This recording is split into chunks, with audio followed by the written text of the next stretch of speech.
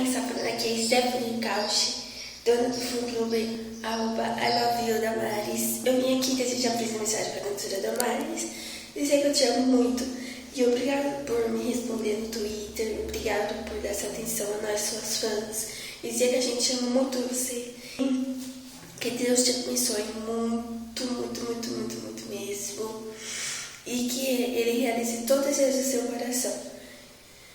E ele não tem nem palavras, né, pra dizer o quanto eu te amo, porque carinho de fã mesmo, só Deus mesmo, né, entende, porque muitos criticam a gente, e pra dizer a verdade, fã sofre mesmo, e o que a gente mais quer é o carinho do ídolo, nosso ídolo, né. E você, Damaris, está sempre ali no Twitter com a gente, está sempre ali dando notícias pra gente sobre até mesmo seu novo CD. E a gente até fica muito feliz quando você fala, responde, tipo, eu, a Sara Maria. E obrigado, Damaris, por ser essa pessoa especial que você é e continue sendo assim. Feliz aniversário, Stephanie Cauchi.